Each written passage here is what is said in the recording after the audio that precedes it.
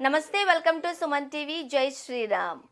అయోధ్యలో రామ మందిరంలో జరగబోతున్న రాముని విగ్రహ ప్రతిష్టకు సంబంధించి వివిధ జిల్లాలకు చెందిన కళాకారులు కానుకలు సమర్పిస్తున్న తరుణంలో సిరిసిల్ల జిల్లాకు చెందిన హరిప్రసాద్ నేత కళాకారుడు బంగారు చీరను నేశారు. మరికొన్ని రోజులు అయోధ్యలో కానుకగా సమర్పించబోతున్నారు. సో ప్రస్తుతం హరిప్రసాద్ గారు మనతో పాటు ఉన్నారు, మాట్లాడదాం. నమస్తే అండి. Gautam neuro care brain stroke, migraine, fits, brain and spine surgeries కి బెస్ట్ న్యూరో సర్జన్. హరిప్రసాద్ గారు, అయోధ్యలో రామ మందిరంలో మనం చూస్తూ ఉన్నాము. రాముడి విగ్రహ ప్రాణప్రతిష్ఠ జరుగుతున్న నేపథ్యంలో కళాకారులు తమ కానుకలను పంపిస్తున్నారు. ఈ సందర్భంగా మీరు రాముల వారి కోసం బంగారు చీరను కూడా నేశారు. ఒకసారి చీర విశిష్టతను తెలియజేస్తారా? మేడం, ఈ చీరను దాదాపు నేను 20 రోజులు శ్రమించి చేనేత మగ్గం పైన నేసిన మేడం. ఇది నియమ నిష్టలతోని ఎలాంటి చెప్పులు వేసుకోకుండా, నాన్ వెజ్ తినకుండా భార్యాభర్తలం ఇద్దరం కలిసి నేయడం జరిగింది. ఈ చీర బరువు 800 గ్రాములు ఉంటుంది. మరియు ఇందులో 8 గ్రాముల బంగారము, 20 గ్రాముల వెండి, మిగతాది పట్టుదారం ఉపయోగించి నేయడం జరిగింది. ఈ చీర పళ్ళులో వచ్చేసి రాముల వారి ప్రతిరూపాలు 10 వచ్చే విధంగా ఒక బార్డర్ లో శ్రీరాముల వారి పట్టాభిషేకము మరియు అయోధ్య రామ మందిరము, ఇంకొక బార్డర్ లో హిందీలో జై శ్రీరామ్ వచ్చే విధంగా, మళ్ళీ చీర మొత్తం కూడా రామాయణం అంటే రాముల వారు జన్మించినప్పటి నుండి మరియు జననమైన తర్వాత విలువిద్యలు నేర్వడం, విలువిద్యల తర్వాత వివాహం చేసుకోవడం, వనవాసం, తర్వాత వనవాసం వెళ్ళిన తర్వాత అక్కడ మాయలేడి రూపంలో వచ్చిన రావణాసురుడు జింక రూపంలో వచ్చే జింక కావాలని సీత కోరడం, ఆ తర్వాత రావణాసురుడికి వెళ్ళడం, సీతను ఎత్తుకెళ్లిన తర్వాత హనుమంతుడు రాముడికి కలవడం, రాముడు హనుమంతుని వానర సైన్యంతో రామసేతు నిర్మించడం, తర్వాత యుద్ధం జరగడం, తర్వాత తిరిగి మళ్ళీ పట్టాభిషేకము అయ్యే ఘట్టాన్ని మొత్తం ఇందులో పొందుపరిచి నేసిన మేడం. ఈ బొమ్మలే కాకుండా వెనుక కూడా జై శ్రీరామ్ జై శ్రీరామ్ అంటూ రామకోటి వచ్చే విధంగా దీన్ని నేయడం జరిగింది. ప్రసాద్ గారు, ముఖ్యంగా మీరు ఈ చీరలో మనం క్లియర్ గా చూడొచ్చు. రాముడు విద్య నేర్చుకున్న దగ్గర నుంచి పట్టాభిషేకం వరకు మొత్తం ఆ జీవిత కథనంతటిని కూడా మీరు చీరలో ఉంచారు. ఈ థాట్ ఎట్లా వచ్చిందండి మీకు? చిన్నప్పటి నుండే ఇట్లా వినూత్న ప్రయోగాలు చేస్తా. మొట్టమొదటిసారిగా అగ్గిపెట్టెలో ఇమిడే చీర, సూది రంధ్రంలో దూరే చీర, ఇట్లా కొత్త ప్రయోగాలు చేస్తూ ఉంటాను.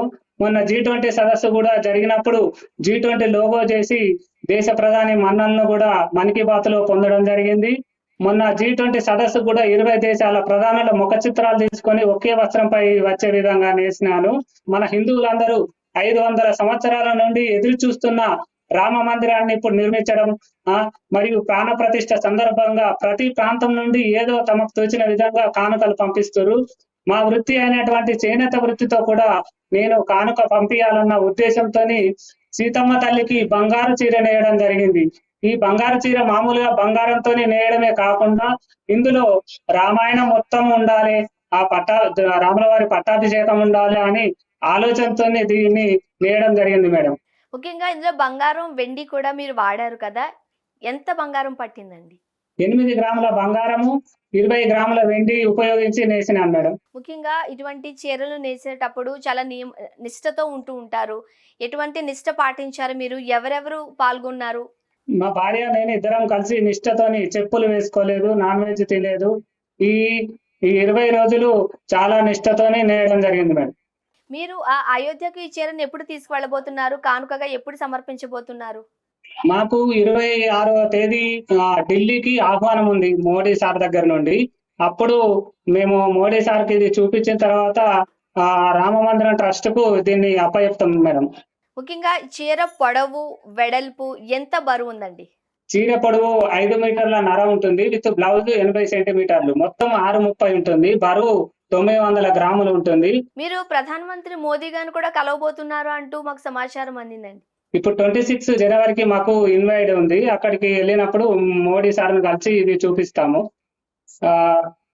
మాకు ఈ అవకాశం ఇచ్చినటువంటి సుమన్ టీవీ గారికి ప్రత్యేక ధన్యవాదాలు తెలియజేస్తున్నాము. ఎందుకంటే ఇక్కడ మాకు మున్సిపల్ చైర్మన్ గారు కూడా మా గురించి చూస్తున్నారు.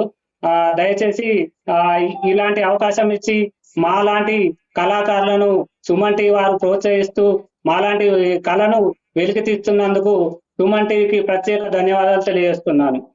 హరిప్రసాద్ గారు, అయోధ్య ఎప్పుడు వెళుతున్నారు? ఎవరెవరు వెళుతున్నారండి? ఎప్పుడు అపాయింట్మెంట్ దొరికింది మీకు?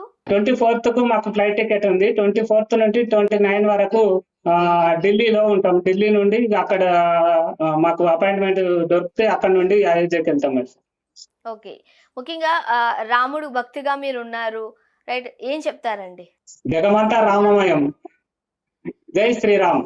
Okay. Thank you so much అండి హరిప్రసాద్ గారు. మాతో మాట్లాడారు. చీర యొక్క విశిష్టతను తెలియచేశారు. Thank you very much.